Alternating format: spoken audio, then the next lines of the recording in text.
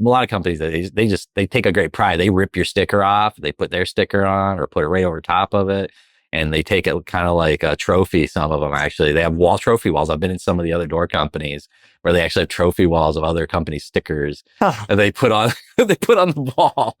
And it's a sort of surprise. And I understand it. I'm not saying there's necessarily anything wrong with that, but that just shows you like, look, if you're looking at the lifetime value of a customer, you take like a residential customer and you have to say no, that's a problem. So having a larger team and be able to get to everything and have that, it definitely makes it easier. A lot of things when you're growing get more complicated, but that's one of the things that does get easier. Having a more robust, larger team, a deeper team, you miss less of those opportunities, and that feels great. Dustin, thanks for coming on Think Like an Owner. This podcast I've hosted for the last 8 years is all about building small businesses, and it's been fun to get to know you here in Minneapolis and hear all about Metro and what you're working on. Can you tell us, like, how'd you get into this? Like, how'd you get into garage doors, this business? We were just talking about you used to live in Missouri. Now you guys moved up here. Yeah. Walk me through like how you got here. Well, it seems like maybe I kind of fell into garage doors, but it was somewhat purposeful. I was in commercial finance for roughly 15 years.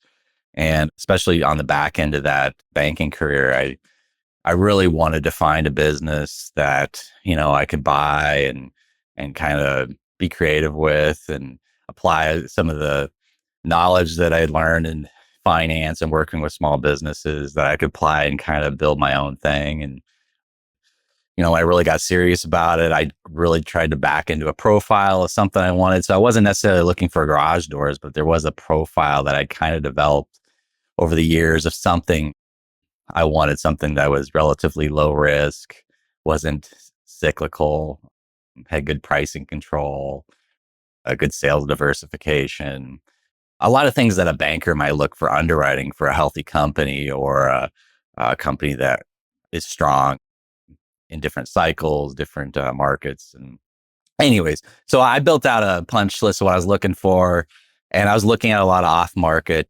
opportunities for a while and bird dogging opportunities for other buyers.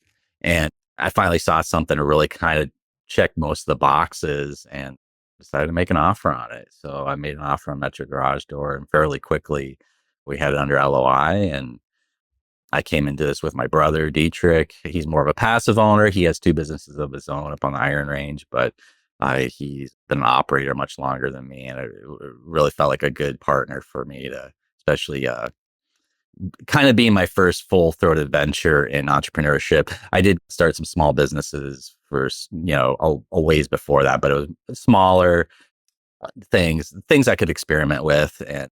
So it's been a good partnership. But yeah, we just decided to dive in, and it really did check all those boxes. Garage doors, it's service based. It's when things are broken, they need to get fixed. Doors aren't really going to probably go away anytime soon.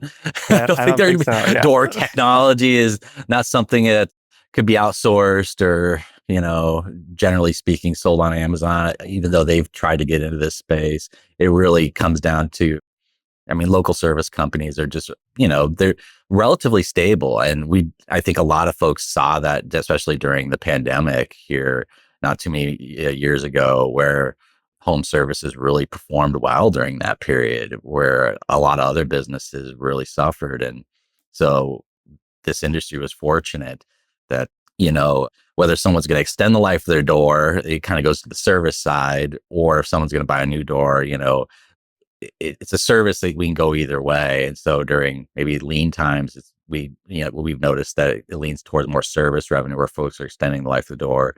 And then maybe where things are maybe not as lean economically at a macro level, at least, there's more door sales and replacement. So have you seen that even over the course of your ownership last couple of years? Yeah, too? I have. Yeah, it's interesting. It's really fascinating. So they just kind of invert a little bit. And there's definitely a seasonality to it as well. There's a lot more door sales during like late spring, going into late fall, as far as residential doors. And then in the wintertime, that kind of drops off. But then it inverts where service revenue and work goes up during the wintertime. And it's really kind of our Super Bowl as far as service work is in the wintertime. And the volume goes up tremendously. And part of that is because things break when it's cold, Yeah, like what? but also I think there's a lot more, I think real estate type minded things. Folks are working out of their garage more during the summer. It's cold Minnesota winters when it's, -10, unless you have a heated garage. But even if you have a heated garage, maybe the doors aren't going up and down as much because you're trying to keep everything in. So maybe the doors aren't cycling as much in the wintertime, I guess, is what I've heard from some folks. But if it does break now, everything in your garage is -10 degrees. Yeah. So the stakes are higher. So, Yeah. and then on the commercial side, it's a little more, it's not quite as cyclical. It's a little more steady. And, we're about, I think 2025, we finished up at 52% commercial as far as our mix versus residential. And that keeps growing. And that side's really about continuity of business. So for our customers, so if, yeah, I mean, they're using that door for their business. So if it's broken, it's got to get fixed, or it's a bottleneck in their operation and workflow. So, it's far more proactive historically, where we're doing a lot more preventative maintenance on the commercial side. So it's more ongoing. That happens somewhat on the residential side too, but it seems like longer time horizons. Sometimes you'll only see a customer every 3 to 5 years. But we've also done a lot more preventative maintenance, like programs with residential, either just making sure we let the customers know if we're coming out there every year and doing a lubrication adjust, you can avoid a lot of the big problems down the road. Instead of, spend $160 a year instead of all of a sudden having a $2,000 bill for something that probably wouldn't have broke if the door was balanced, lubricated, and adjusted every year. So, that's kind of the thought. Yeah, Michelle and I are closing on a house in Oregon next week. Yeah. And the walkthrough with the builder, they're going through all the different parts of the house, and we get to the garage door, and they're saying, "Yeah, we recommend lubricating once a year to maintain health of the door." And I was back in my mind like, "Yeah, all right, that sounds good." Yeah. Thank you for that pitch. Most manufacturers actually, if you look in the fine print on the actual product from the manufacturers, it actually voids the warranty on a lot of doors. If you don't, it'll say, it needs to be lubricated and adjusted annually, or voids the warranty. Look, I mean, it is what it is. I mean, some folks, it depends on how much you use. And I think a door, the cycles and that and whatnot. And also we put out videos even where folks show people how to do it themselves. Like, we don't have to be the ones, but we recommend it. We want to make sure we're educating folks like, hey, just a little bit of lube and a little love and care can avoid a lot of problems. And when did you buy the business, and what did it look like in terms of team size, mix when you bought it? Yeah. Purchased Metro Garage Door in August of 2020. At the time, there was 18 employees, I believe. Today, almost 6 years later, we're right around 30 employees. So we keep growing, and yeah, we've as far as the revenue and amount of work we do, we've more than doubled what we do, and it's been we keep on growing. So Was it the similar 50-50 commercial residential? it wasn't. No, initially it was only about 12% commercial. It was a really healthy 12%. We had really strong relationships and technicians that were really they were master technicians, really strong. I think I think owners have to make a decision, and like in this type of industry, kind of what they want to do. I really kind of feel like moving more commercial. We don't want to diminish what we do on residential. That's growing as well, but commercial, we're growing at a more rapid pace, and we really like that. Whereas some owners don't like the working capital needs that are required to grow a commercial side of their business, where a lot of folks are on terms, or if you're doing new projects, ground up projects, that cash conversion cycle can get kind of long, and so you got to be comfortable with the idea you're gonna need a lot more working capital, and you're gonna have to float a lot more product and labor, but if you lean into that, we feel like that's a great moat for us, our expertise in that area, but also it's a very stable piece of the business. It's just seemed to be very stable year to year. It's one of the most stable pieces that we've noticed revenue wise and relationship wise. Do you think the higher working capital requirements, does that mean, practically speaking, that there's just fewer competitors and fewer folks bidding on service work in these projects? Or is that not really a side effect of the working capital requirement, you think? There are, yeah, Terms and I think whatnot. so. I think there's very specific like niche commercial areas that certain garage door companies focus on. So that's as it gets kind of segmented, but also just in general, the expertise and commitment for commercial, yeah, it does seem to like narrow it down to just like a very small group of door companies that are doing that type of commercial work. So yeah, there's less people involved. The working capital, maybe more what I was referencing is it's just maybe that does kind of weed out also. Yeah, I mean, look, I think we recently acquired automated door service and merged them into our operation in April, and the prior owner, because of their smaller size, even though they had really great relationships service wise, they were almost 100% just commercial service. On the door work, I think it's very difficult for some owners when you're a smaller outfit to put out maybe 50 $100,000 for a project that you're not going to get paid for, maybe functionally for 60, 90 days sometimes, just due to logistics. You got to buy the materials, lock down the price. And then you can't necessarily, the project doesn't necessarily start right on time every time. And then once it's done, then you bill it out. And then you got, 45 to 60 days for, the GC to work with the owner, get everything, your pay app approved, your progress billing approved. And before you know it, you floated it for 3 months and you start doing a half a dozen jobs like that. You have to have that cash and that working capital, and you got to get comfortable with it getting tied up, so and if you don't have good processes to manage the cash conversion cycle, it can really get away from people. I mean, to where maybe it's 6 months before you get paid. If and I don't want to get into the weeds, but if you don't have good controls and processes on making sure you get paid when you need to get paid, it can really spin out on people. Or if you just don't even know what your company's rights are, I mean, you can really feel squeezed sometimes. Like, how hard should I ask? We should have been paid by now, and making sure you're building relationships, but also setting boundaries and expectations. And in the construction world, commercial construction, definitely is. That's always kind of a push and pull, and it depends who you're working with. Is there usually an opportunity at the end of the commercial job to get a service contract in place? Yeah, I mean, look, I mean, I think everything's to some degree is a play for service, It's kind of whether it's top residential funnel. or commercial.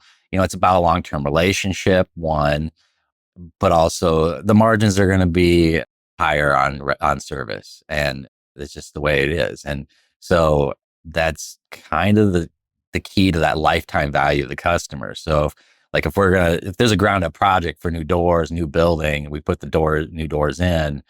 If we can capture the service on the back end, then that project, the way we look at it as far as what our actual margins are, or how aggressive we want to be, it really depends on whether we can get that service after the install.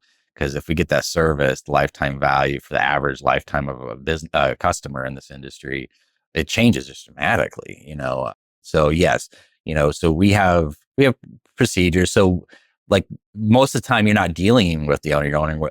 You're working with a GC, a general contractor, like say like Kraus Anderson or somebody like that, and the key is once do great work, get it finished, and then the final closeout and walkthrough is sometimes the first time we're actually meeting the actual end user or customer for the first time, really. So, and we're walking around with the GC and the customer, and then we make sure our master technician, the person who led the team to put the doors in, are there walking through, the system, how it works, making sure they understand, what they have. And then also just what's needed to make sure those things don't break, because they're huge investments for some folks. And so that's the time when we're usually presented like, look, let's get together a preventive maintenance schedule, that's suited for the number of cycles you're going to be running here, how, these type of doors, and get that locked down right at closeout. So, still go through the 1 year warranty period, but then even beyond that, just making sure we have a good relationship and understanding what's needed to make sure, you know, everything stays healthy. And I think sometimes folks want to use their own folks, like maybe they have another facility and they're already using someone for maintenance, but, and so we understand that, but then also we do encourage folks to use us, obviously. Well, one, we want the business, but beyond that, when the person that built the system and put it in is really, I do feel like the best person to service that. And, sometimes things can get lost in translation, and your standard just kind of lube team, with some companies might be cheaper, but if they don't understand some of the more complex systems, they might not be doing PM is maybe the way it's necessary to make sure that door is really healthy, I guess. Well, how does the profile of technician differ on your team between residential technicians and commercial in terms of the personality? Like, what do they like doing in residential, and then the techs on commercial? Like, what drives them to like doing commercial work? I think most of our team, the technicians we're looking for are usually hungry people who really want to learn the trade. They love mechanical things. They love working with their hands. And we run things a little different than most shops in the industry. I mean, I know some other folks do it this way too, but most garage door companies, and even Metro when I first got here, was segmented where we had residential installers, then we had residential service, commercial installers, and commercial service. And it was very segmented, and there was different pay grades and different, it was very like, these are almost wholly owned, separate business units. Like four totally different yeah. teams. And so we changed that up. Part of us through necessity during the pandemic. The labor market was tough and tight, and we became more cross-functional just because we had to, and just kind of a happy accident. We kind of found some secret sauce that works for us, where we just decided to have a fully cross-functional team where there are no residential techs or commercial techs. Everybody's on a path to becoming a master technician. And to become a master technician, you need to pass 4 out of 5 certifications through the International Door Association, or their education arm, the IDEA.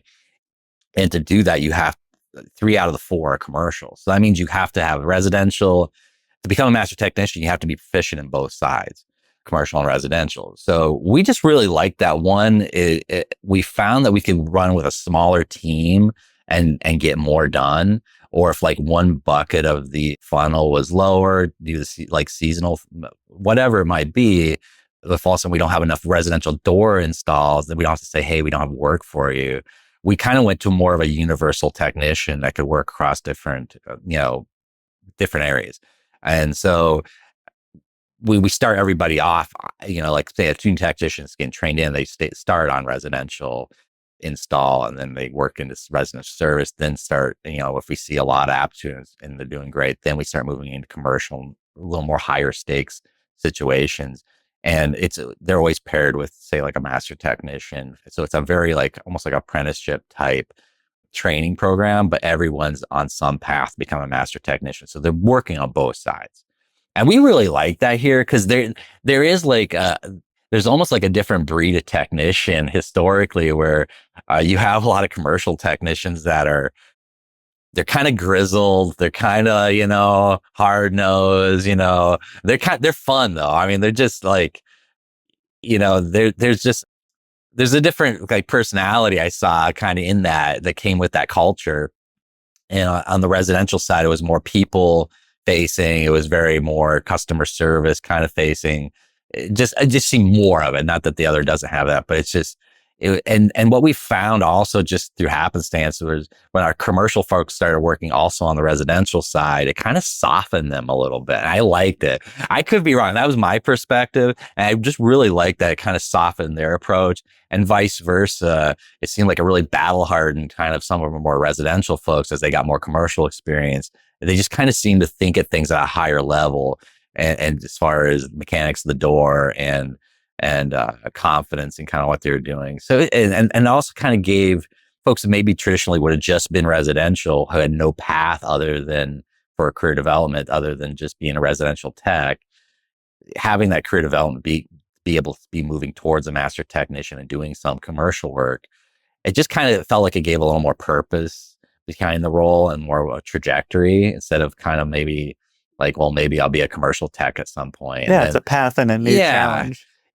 We just liked it. We kind of fell into it by accident, but then we just liked it so much. We've leaned into it over the years, and that's just how we approach everything. You do have to, commercial technicians tend to historically have always been paid more. And I think that's why it was segmented, as I think owners wanted to, not pay top dollar for maybe something that was lower margin, lower ticket, maybe on the residential side. But what we find is that's kind of, if you run things a specific way, I feel like you gain enough efficiencies that and other added benefits.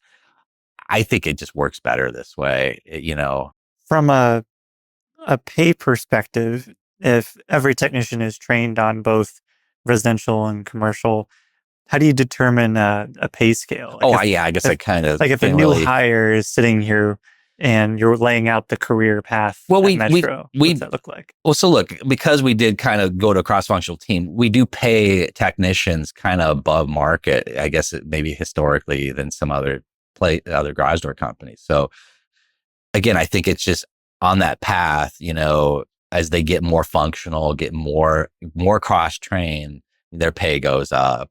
But just in general, though, we pay kind of more above market than maybe where I think some installers and some companies it's really kind of a more transient. It feels like a more transient kind of, not as lucrative kind of opportunity for some folks. I mean, they're learning doors, and I get it. And I guess different people have their different paths for advancement, but yeah, I think just on a scale, I think on average, our pay grade is well above, even on entry level, above most folks, because we expect a lot. And you're going to be doing, we're expecting you to learn a lot of things over the course of a number of years. So, and it takes, it can take several years to really get a seasoned, great commercial technician. But I feel like to some degree, it kind of compressed like the range between top pay and bottom pay among our tech team. But the tech team that we have, though, is so much more proficient and well-rounded and skilled, where we can almost, during a given day, if we need a commercial, we can pretty much send almost anybody to any call, whether it's commercial or residential. Certain folks who are still obviously in training and don't have experience in things, we pair them up, and we just eat that cost. They don't pass it on to the customer. So we build some of that pairing and mentorship in that's cost of doing business. That's basically part of our training program. So we don't pass that along, but we'll put two commercial people on maybe something. Only maybe would traditionally require one, but we'll send them out there. We want to build capacity in all our folks as much as possible. I will win at the end if we do that, if we feel like. Absolutely, yeah. And how do you balance? Do you have a commission plus hourly pay combination of some kind? When I got here, we had something called a unit-based system or piece rate system, where it was heavily, and it was just on the residential side, but on the residential side, it was, it was very heavily commission-based. But very early on, we went away from that within about a year of me purchasing Metro. And there was, the reason was that is the kind of the customer experience of maybe it's because I had fresh eyes coming in from outside the industry, but we just noticed that something was just kind of amiss in a lot of service-based industries, where the customers were kind of on guard. I think they were used to getting taken advantage of, or high pressure sales. And when the technicians are incentivized to sell, whether they're presenting something that's legitimate or not, the customer picks up on that. And we kind of sense that like fight or flight response. And I was really watching and I was really trying to figure out what that dynamic was. And we really felt like it was the sales piece of it. And so we decided, how do we get, well, we questioned like, how do we get, we want our customers to see us as professionals and more of like someone who is objective and is going to give them the best advice possible. And it just seemed like for us, it was one of the only ways we could really do that is get rid of the incentive based structure. So we basically took the existing team and said, hey, here's what you made last year on commission. We're just going to pay you that this year, build it into your base pay. We're going to up your pay. We're just going to assume you're going to do that same great work. And then we're even going to give you a little raise on top of that, just so there's no way, so there's no concern about, losing money on this.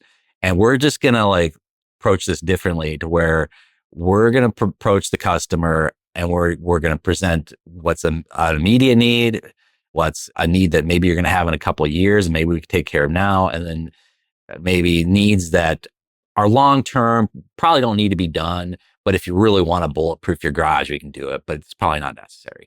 So it's more about immediacy. We didn't really like the good, better, and best because I like, what does that mean? I don't know. Better than what? Best? I don't know. I think it's really about the functionality of the door, safety, or if you just really want a nice and pristine door.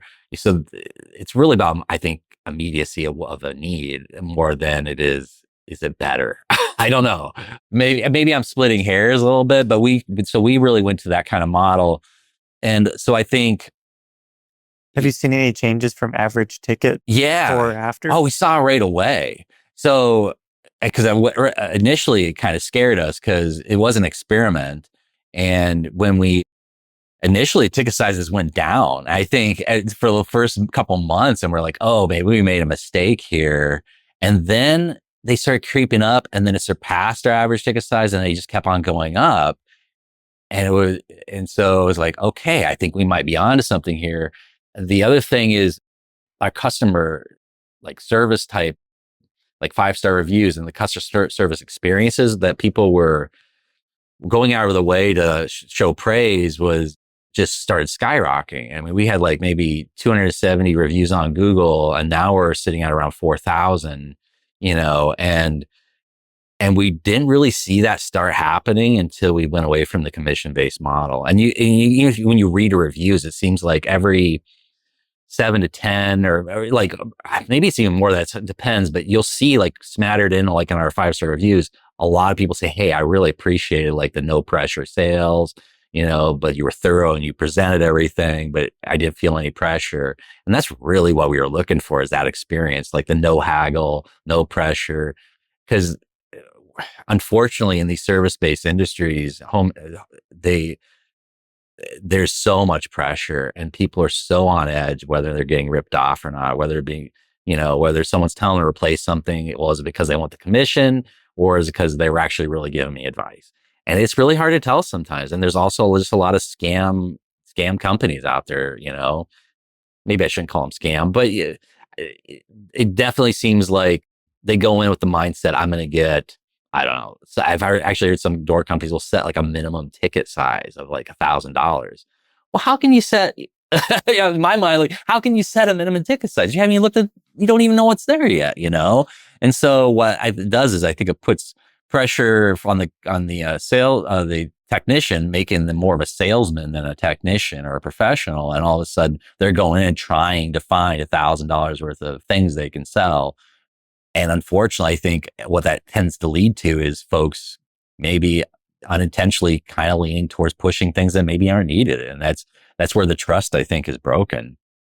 And what we also found was when we went away from the commission base, it took the pressure off the technicians too. They just want to do a great job and do purposeful work. And they don't want that pressure. Nobody likes selling things. Maybe has that terms traditionally used. It can be kind of, I think it's liberating them to know that, hey, there is no minimum ticket size. We just want you to be professional. we really are going to judge you on the customer experience, not on how much you sell, and kind of come at it back, kind of backdoor, like find a way to get optimizing, what we do and how, how profitable we are, how much we do through just a great experience and being upfront, honest. And I mean, no, because I mean, this is like a similar thing you talked about with preventative maintenance. yeah, Was the less you made it sound like a membership of some kind, the more yeah, successful it became as a pitch. it is. I think as soon as someone hears, like, we don't even use the word contract because it's like, look, what are we trying to do? We're just trying to stay in contact with you and make sure we have a relationship with you and do what's actually needed. So it's not like pay this annual membership fee and do, sign this contract or this agree. It's really about just saying, hey, can we call you annually at around this time to come out and do a lubricant, adjust your door?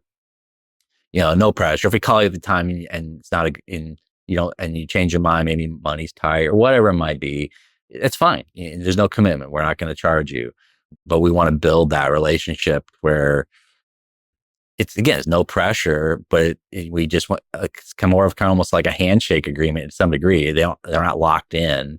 They don't have to pay in advance. They pay when it happens, but we just get them on the schedule and set up a routine. So after a repair, Yeah, and the technician is closing out the job with the customer, do they schedule at that moment for a year out they do for that? Yes.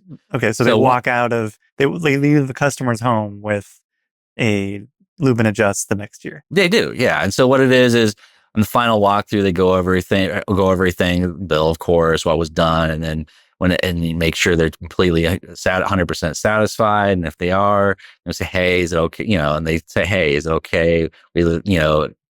To get on our annual PM program where we come out and we lubricate and adjust your door every year."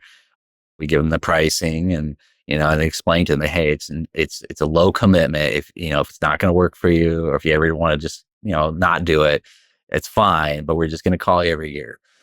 And sometimes we do, or some of our technicians, kind of emphasize the fact that, like, one thing again, we really don't like the pressure sales thing. So we don't, despite our vast database of customers since 1978, and we don't farm our data and start and do we really don't do outbound callings.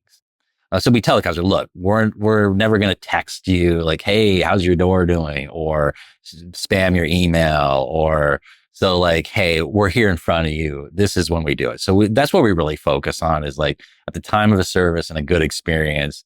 Hey, do you want to keep this going?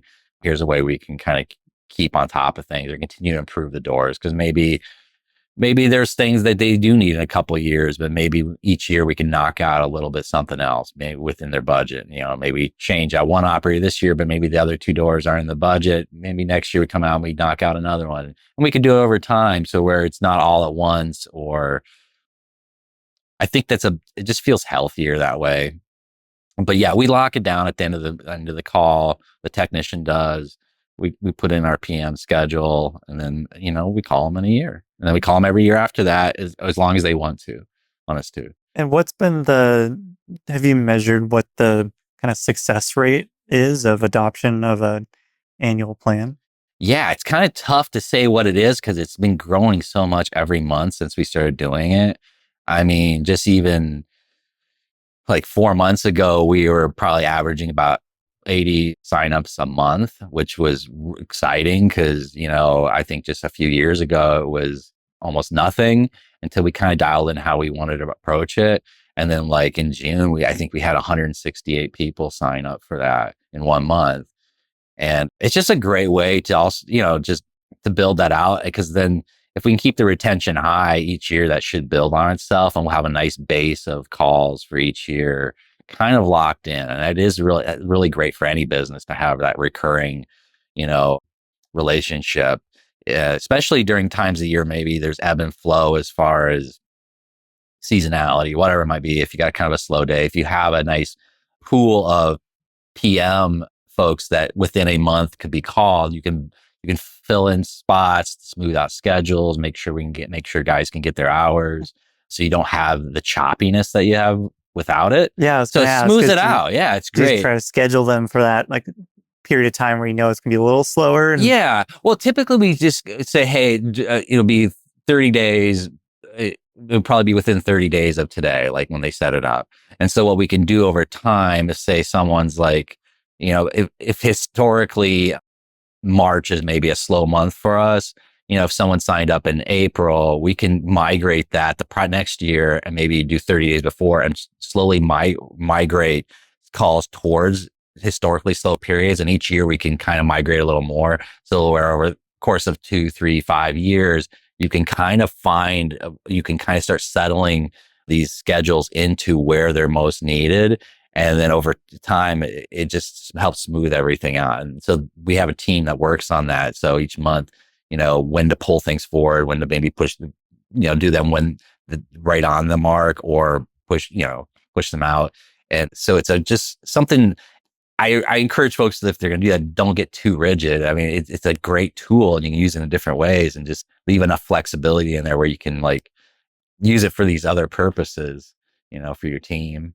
yeah, I mean, it seems like I'm sure from the financials you can see the smoothness that creates over time, Yeah. where maybe before the plan was implemented, it was maybe more fluctuating. It is, especially as you do more commercial. I mean, commercial can be choppy. It's bigger ticket, bigger projects. In some ways, it's smoother because it's more reliable, but it's very it's intensive type work. So, say we just did. We're working on the Victoria Fire Station, is a project we're working on right now. A large project, bifold doors. I believe 8 bifold doors. It's a big project. So it can be really intense for like 3 weeks. And then, all right, now we're done. Or it's at a pause till the next phase. And so, that'll tie up maybe 4 or 5 technicians, but then it'll free up and all this, so it's the commercial can be kind of choppy that way where it's very intense, or even the service work. It's not just maybe changing a busted spring. It's a little more intensive and it's choppier in ways.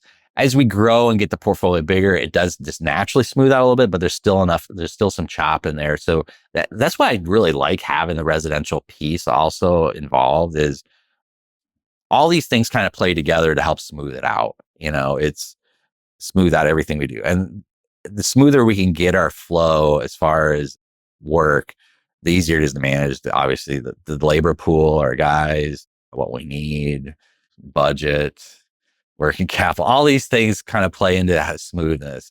Because if you have giant peaks in your year, it can be kind of jarring to a business. I'm sure a lot of business owners know what I'm talking about.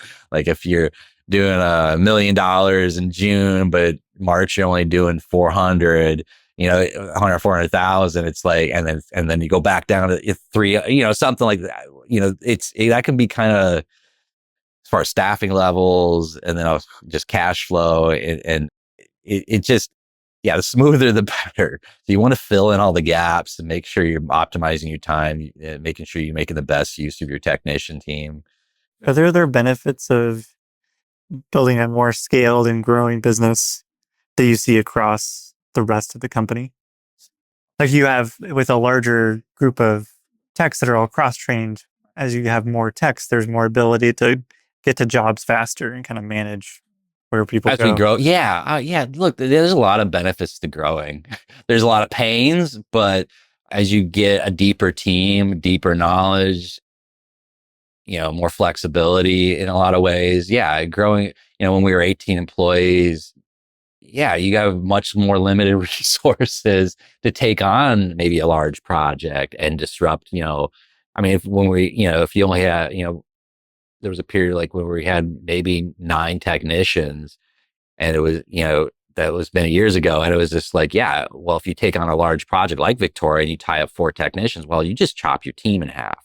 Now, if service volume picks up while that project's going, you're having to tell customers, no, I can't get out there.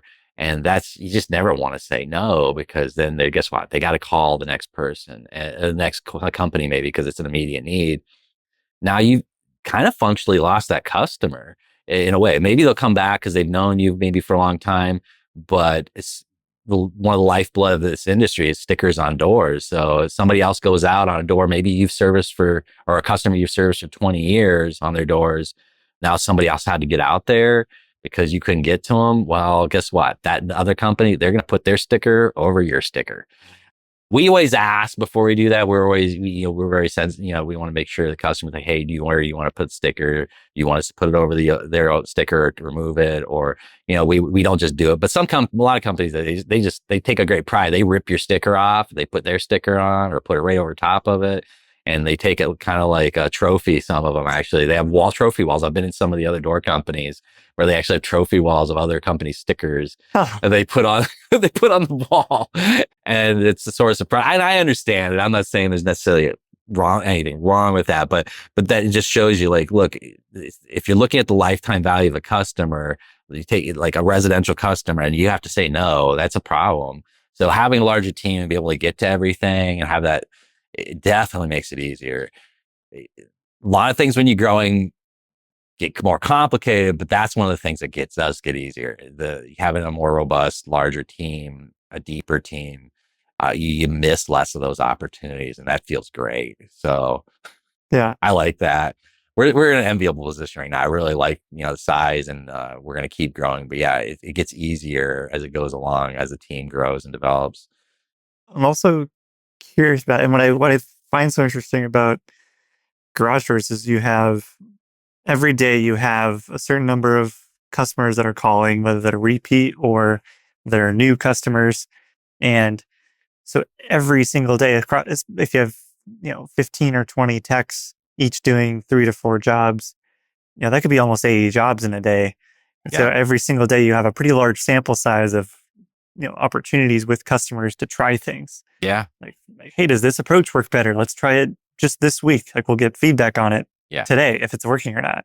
Like, the feedback cycles for trying something. Oh, it is. Fast. Yeah, your error rate tends to actually come up sometimes. And I guess that's how you learn sometimes. But we do a lot of. We love iterating our process. Obviously, we've challenged different. I came in with fresh eyes. I wanted to do some creative destruction, I guess what some would call, and where not everything was right on the mark, but we did find some great, like, competitive advantages by doing that, and we're constantly doing that. We're constantly, the technician team and the ops team, everybody, and the sales team, it's very collaborative. So have very open, real-time feedback. So if, say, a couple technicians are on a residential install and they run into something that maybe could be improved and maybe can be improved on the sales side, and maybe make sure the customer is maybe a little more informed about something up front, or maybe consider other different setups, ways to sell that setup.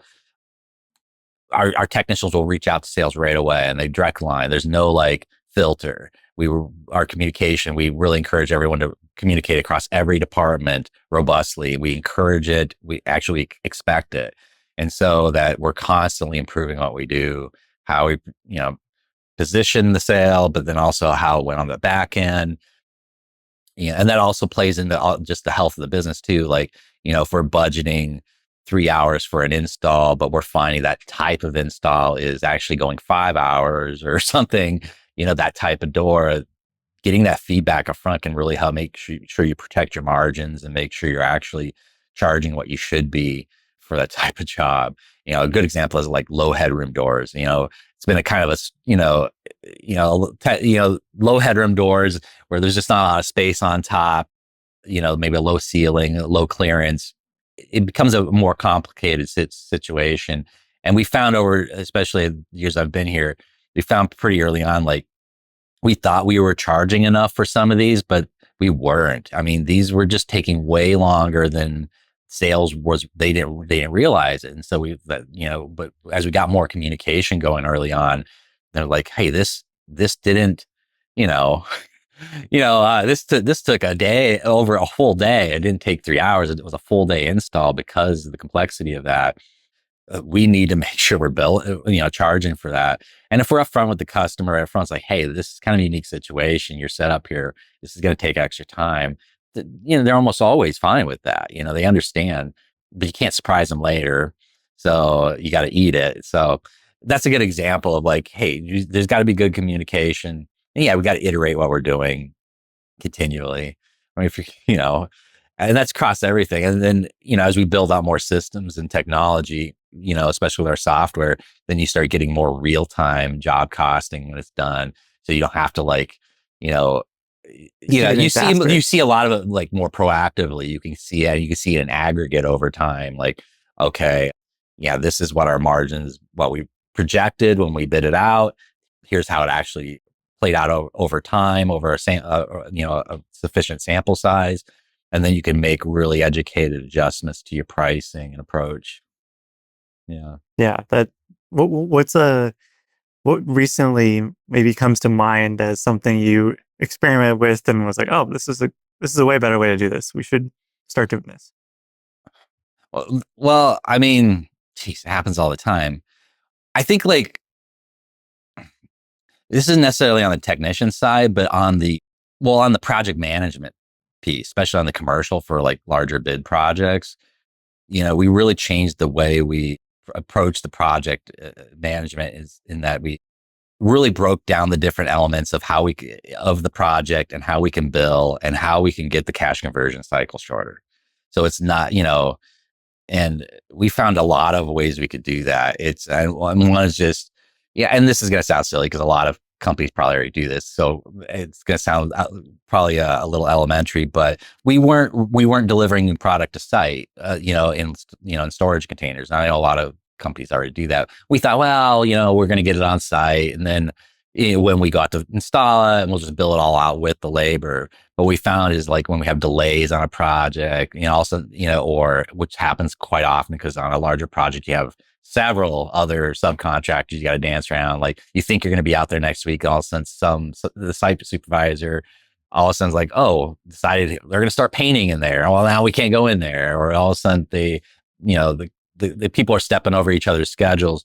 So what we just realized, like, hey, we really need, just as a matter of practice, we found, put a storage container on site is very marginal, very little cost. Let's just get it to site. And then every contract we do for commercial bid has a clause in there where we can bill out materials once they're delivered to site.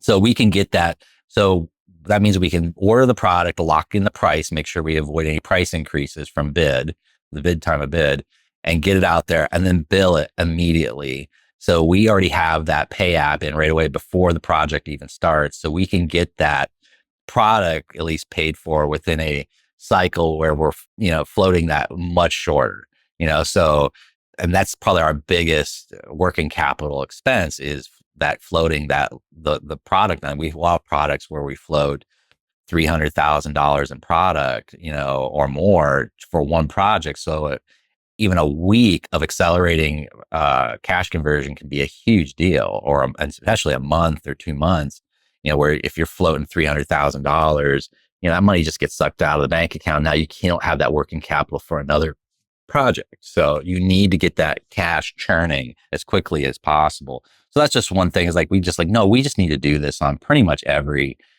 project. Just make sure we get materials built out right away. So we don't have, so ideally, and the nice thing about that is there's nothing to inspect. There's nothing, so the approval part is really simple as well. We found that, if we separate the materials up front and get that billing, it's not like it has to be, oh, is it installed right? Is there any errors? Is there any adjustments? There's no delay. It's just like, is it there or is it not? Is it insured or is it not? Yeah. We have our insurance, we have our container, we have the materials there, we bill it, and then we can get paid within maybe 45 days instead of, if we wait 30 days, do the project, bill it, and then you lose a month, because now, and then also it gets a little more complicated because now it's got to be multiple rounds of inspections and sign offs on the work and then the materials. It's all lumped together. So that's just like one little thing, but where you can just all these little things, the cash conversion cycle, you just find all these little things like how to make it see if the GC can pay you via ACH instead of mail, stuff like that.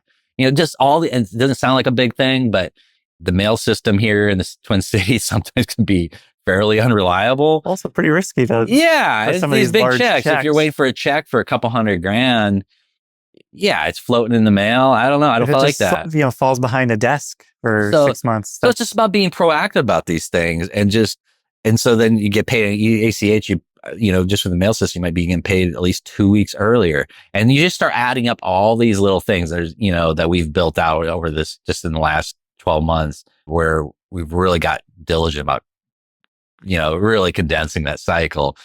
So those are just a couple examples, and there's several others in that space where you can really accelerate your cash conversion. And it's so, I love that concept of cash conversion, because I think, well, I especially may, as a former lender too. yeah, I used to be in finance, but and there's certain areas of our business that actually have a negative cash conversion cycle. When you use the word negative, you think it's a bad thing, but I don't know if you know about cash, but Oh yeah, I want that as my license plate for when you register negative. a car, like NEGW, NWC. Yeah.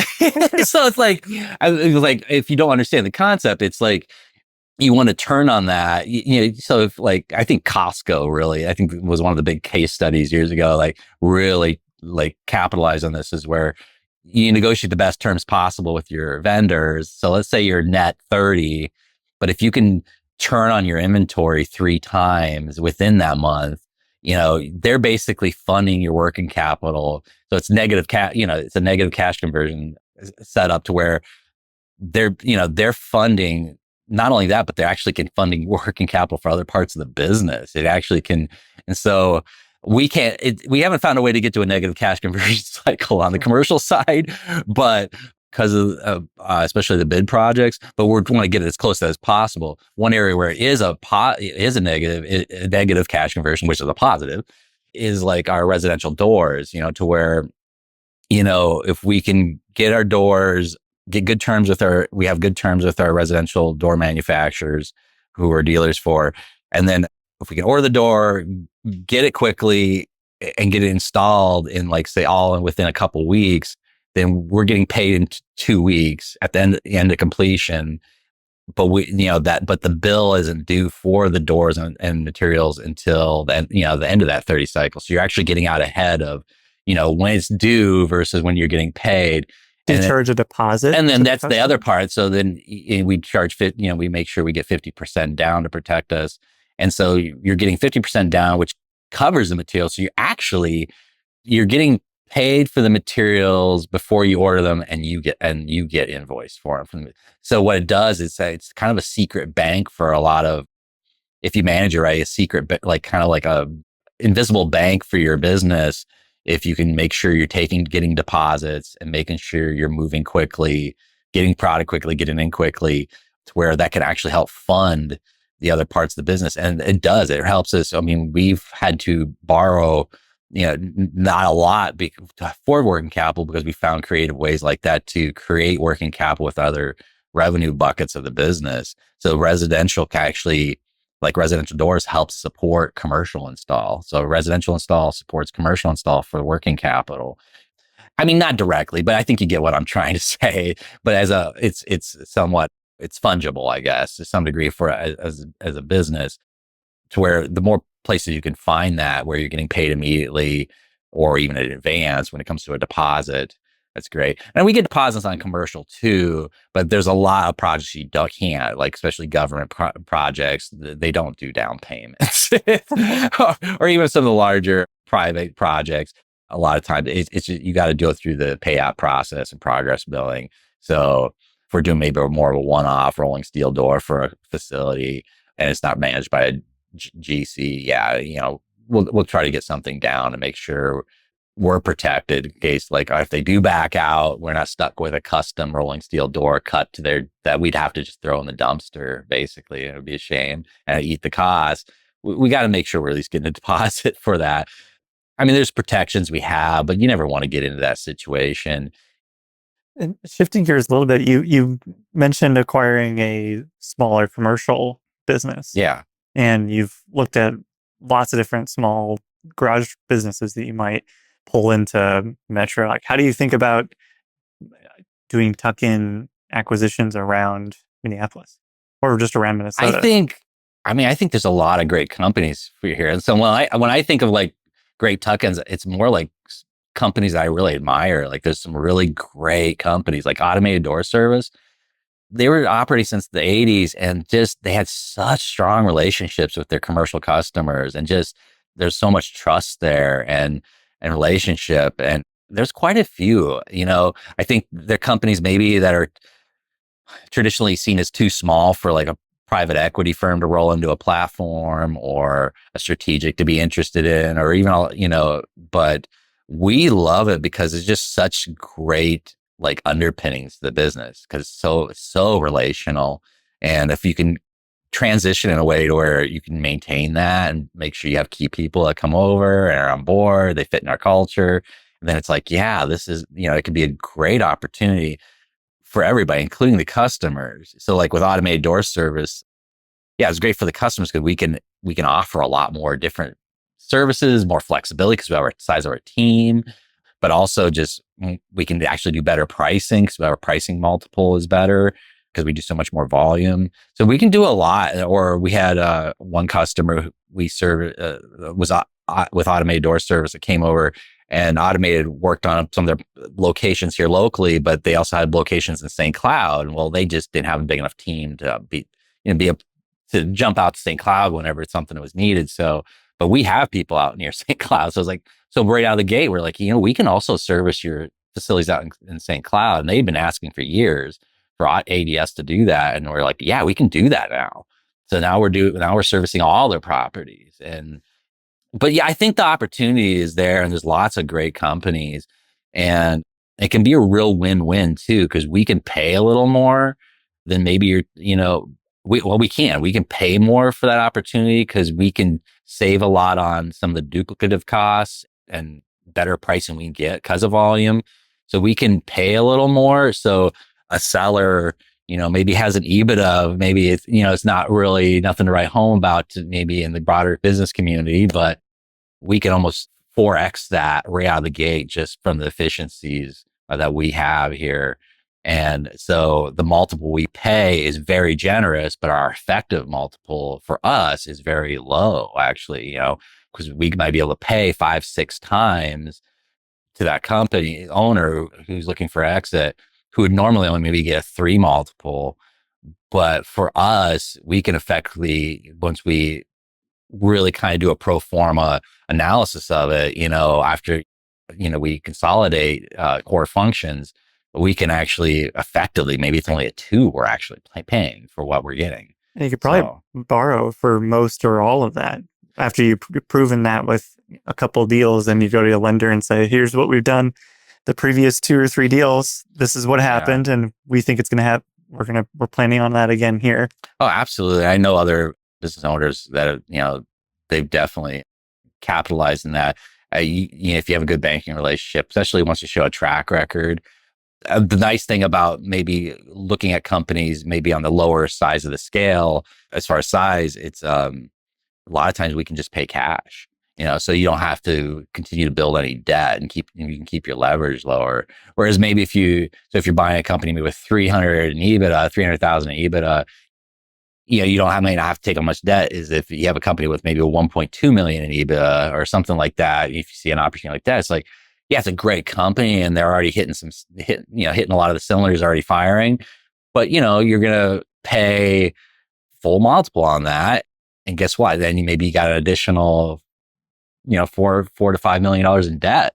And debt can, I'm not a big, despite working in lending for 15 years, debt can be a real anchor on your neck for one, just if you get tough times or you have to, you run into whatever issues, when you're in business, you're always going to run into some kind of snag somewhere, come out of the blue. But also I feel like it can cramp your creativity. So you can get a little scared on that creative destruction that I really like, where you're trying new things, experimenting with, incrementally experimenting with things. Well, it feels a little more dangerous when you got a big anchor around your neck. I think leverage can really, make it hard to feel creative because you feel more protective. And I think there's great opportunities that, where you take on that debt. But I personally, I think for us, we really want to just be careful about that. I mean, we can do that. We're looking for some opportunities here locally, but I feel like some of the best opportunities are being overlooked because I think they're quote unquote too small. And we just see it differently.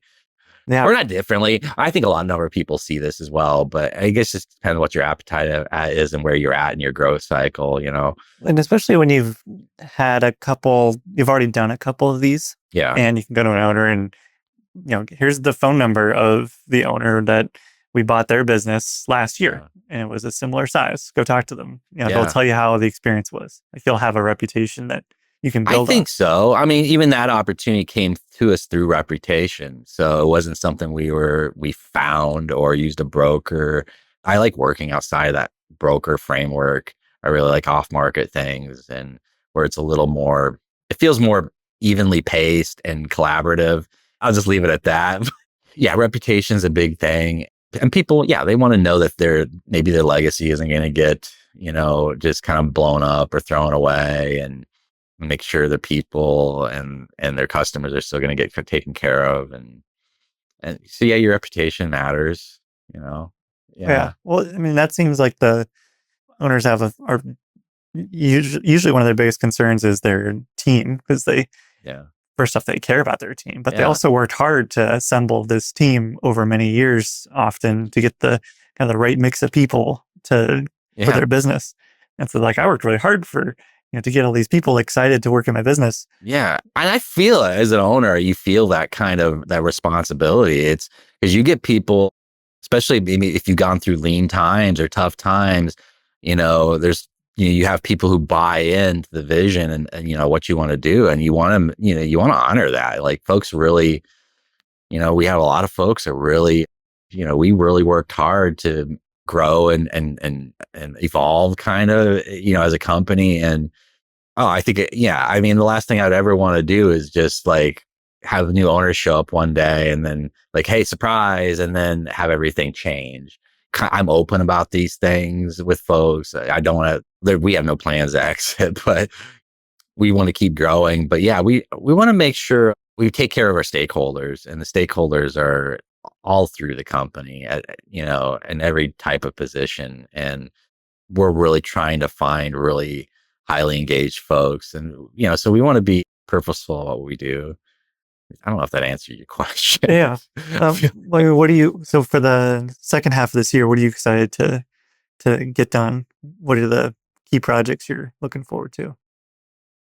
It seems like it always takes up the oxygen a little bit, but like software, man, that's been a battle. Yeah, we've talked about that one before. Like, to some degree, it's been a battle like my entire working life. Like, I think through all the different banks I worked with, I was thinking about this the other day. I feel like almost every 2 years for the last, 25 years, I've had some sort of been involved with a company or bank upgrading their software, trying to get something that actually works. And it's so frustrating. And I know a lot of business owners probably feel similarly, but because I've talked with a lot of them trying to find better solutions, I've talked to so many people. I've flown around the country to see what other folks are using and look over their shoulder. Does this actually work? And that's really tough. I don't know. It's a strange dynamic. I'm trying to figure it out. I mean, I'm not sure if you've talked to anybody about this, but it's one of those things where I think some of these companies build great software,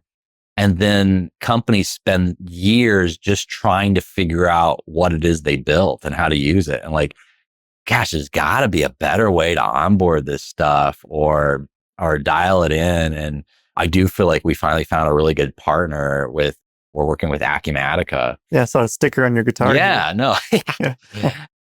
We had some challenges with like our VAR, value-added reseller, which is like a third party that optimizes for Acumatica for specific industries. And what we found is, for us, it works better to go straight to Acumatica. And that's not, I don't think that's available to everyone. So I don't even sure if I'm supposed to be talking about it, but we can cut it later. Maybe. Whatever. But look, you got to feel it out. And I think you can't do too much due diligence when it comes to software, because we did do a software upgrade when I first got here because we had hardly anything. And the first one, I wish we had spent more time, because then we had to do it. It didn't work out. And over the course of a couple of years, we're like, oh, this is not going to be our end all be all software. And then that's when we did a second round, like due diligence. Let's find what our long-term partner is going to be. And we spent a lot of time and a lot of energy and landed on Acumatica. And it was kind of between kind of your folks, the folks people are mostly looking at in the service industry, including Service Titan was right there as one of the options. And we really dug in on Service Titan. But at the end of the day, we had just very specific needs and a long-term vision that we just felt like Acumatic was the best fit for us. Especially for commercial stuff too, right? Yeah, especially with all the project stuff, they have some really good project tools, and you kind of got to build it out a little more over time. But once you have it locked in, it's really great. And also, I really love their pricing structure as well, where I think most of the software companies are doing kind of that SaaS model, membership model, where you add 3 technicians and now your price went up, and which kind of was a concern for us because we wanted to grow and scale and make acquisitions. So I had to kind of try to budget it. I was like, okay, now if I add 12 technicians due to an acquisition of another company, what's my pricing now? And sometimes it can jump just dramatically with Service Titan. And I get it. That's their model. I don't begrudge it. But what I really loved about Acumatica was there was incremental increase for volume and users, but it's very, very minimal. It's almost non-existent. So I'm sure different people are going to have different pricing, but I'm just kind of use a ballpark. But like if your pricing is say around 50,000 a year, if you add like 4 or 5 users, it's still 50,000 a year. But maybe a few $100 more for this and that. But I really like the idea of an overhead cost being able to be diminished as you grow. And that's how you get economies of scale. And there's something I do bristle about, that an overhead type expense like that kind of follows you. It's almost like it's chasing you as you grow. I don't like it, but I know it is what it is. I don't have any hard feelings or anything, but I just love the idea that Acumatic was a little more stable and we could diminish that, because that is the idea when you're scaling. You want your overhead to stay somewhat flat as you grow, so you're bringing more of your gross profit to the bottom, and that's kind of what we want. So over time, you're actually making more of every dollar, or keeping more of every dollar you earn. So I just like that model as well. So there was other things, and I think the working relationship with Acumatica just felt just like a better fit with us, just personalities, culture, whatever you want to call it, but it just felt more natural. But yeah, software, boy, I tell you what. So the big, this is a long curve here, but basically what I'm excited about is like, we're just really especially over the last handful of months, really been able to like fine tune some great workflows and things. And we actually have a project we're working on with Acumatic right now to really build out some even neater things, and ones that we're kind of dreaming of. And they say, we can do that in like 90 days. Let's put it together. And so I'm really excited between now and the end of the year to get that dialed in, just some tools across different departments, and get things really streamlined, get our data more fine tuned in real time. So I'm really excited about getting that dialed in. One thing we've been trying to do is use stuff like Fable 5 has been really good for building apps. Okay. And stuff like little like smaller functions. Have you tried any tools making your own custom apps or things to kind of tighten around the edges that maybe Acumatica is slower to do, that you might be able to do faster with an AI tool? We have experimented with that a little bit here and there, but I wouldn't say very much. What we found is we'll build something and then we'll find out Acumatic can actually do it without us having to build that out. Or we'll have or you know what I mean? Or it's like, it's one of those things where it is such a robust software that sometimes you really got to sometimes even talk to a couple layers within the different people at the company, where you're like, oh, actually, I think we can do that without you having to add this extra app and expense on, and actually streamline it. That's great. So there's been a few times where we've done that, where we built something out as a stopgap, and then they're like, oh no, we can do that. You don't have to build it out. But yeah, we have a few things like that. Like one is, we use like Go forms for a little while. It's some different some different apps and add-ons that just added a lot of neat functionality. And even with Acumatica, some things they do, there's just certain things that they have like kind of partners that work really well on the app side, that it's like, hey, it's best to actually use their thing. It's really dialed in, and maybe it doesn't cost a whole lot more. Just that's probably the best way to go. And there's a few of those what we use but we haven't really done any custom stuff, too much of it, I guess, really. Or I'm not real familiar with that. What the one you were mentioning? Oh, Claude Fable 5. It's one of Oh yeah, it's yeah. their Oh, latest. Claude. Yeah. Okay. It's pretty powerful. Is it? Yeah, it can. Well, I don't think we got a Claude person here. Maybe we need to hire somebody, or if you know somebody, let me know, because I do think there's a lot of opportunities in that area to build out our own stuff.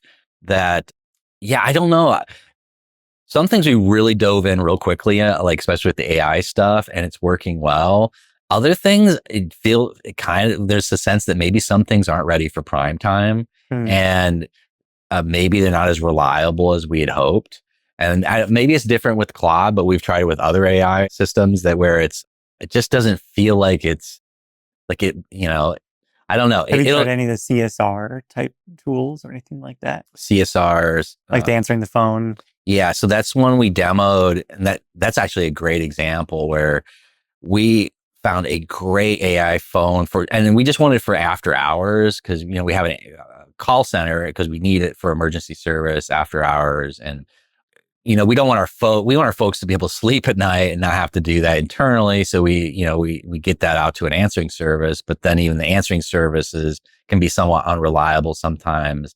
So we're always looking for a better mousetrap, and so we looked at a demo that was it was amazing. The functionality, the quality with the demo was great.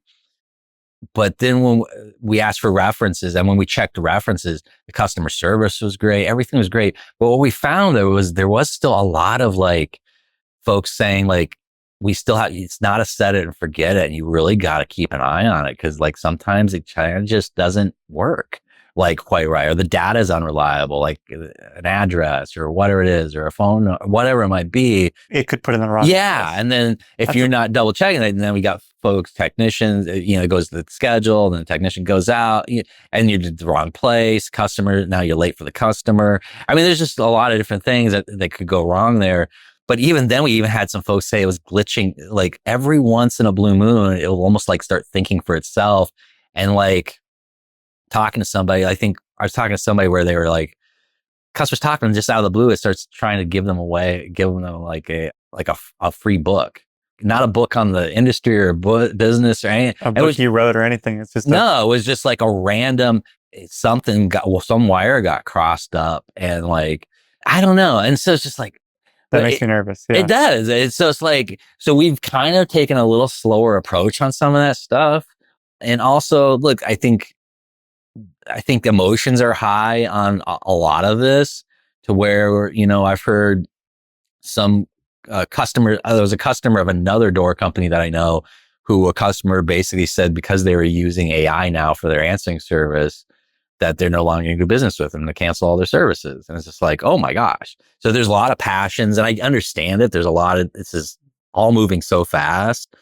I think there's politics involved and there's emotion. It gets kind of, I don't want to get in the weeds on that stuff. I feel like we're going to be a little more cautious, and beyond that, we really like a human touch, even if it is maybe an answering service. It is still a human, and I think for right now, we kind of we're just going to like keep that as a differentiation for now. I know, again, our customers really love when they call in during the day. Our intake does such a phenomenal job of just, trying to kind of diagnose things and have a great conversation. I think our customers love that. And we don't want to get away from that during the day, but even for after hours, maybe it's just, I don't know if it's ready yet. I want all the bugs out before it feels like there's still some things it needs to figure out. We don't need Is this just me, or I don't know?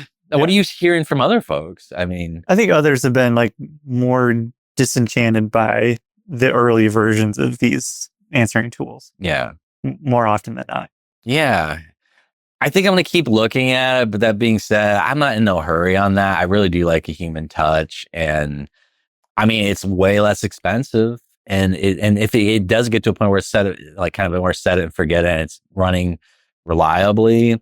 I mean, I think, again, I don't think folks they don't really begrudge us having an answering service in general, because they understand, hey, we got to sleep too. But I think it's also common in like medical too. Like you'll have an after hours is it answering service. It's a third party outsource that is more for triage. Like if a patient's trying to call, like my mom's a family physician, so the family clinic that she owned and ran, there was an answering service that if a patient of hers called at like 8 p.m. about something, there was this service that was trained for for medical triage, and they could tell the patient, "Oh, okay, you're fine. We'll schedule you in the morning, or go to the urgent care, or go to emergency room," and they could help kind of coordinate. Yeah. So I think you're right. I don't think there's like a begrudge against answering services generally. Yeah, but the AI stuff is touchy a little bit. You got to position. Like, right? I think for right now, we're just going to hold tight on that. I don't know. And I do think even with the answering services outside of AI, I think there's other things to consider, like local, overseas.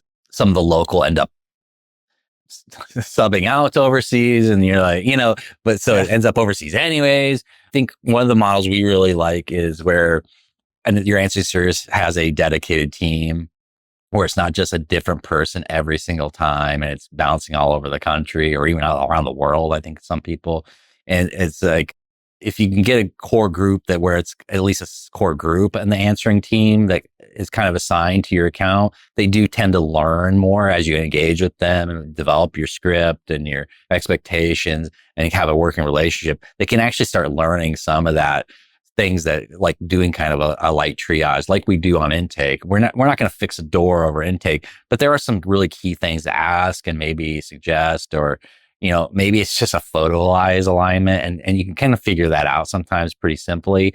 And we'll usually walk someone through that. So, we don't have to charge them to go out and do something. That basically just have to twist a little, photo eye, maybe a quarter inch to the left, and it works. Like, we actually try to get out ahead of that. So because like, hey, we don't want to come out there and charge you for that.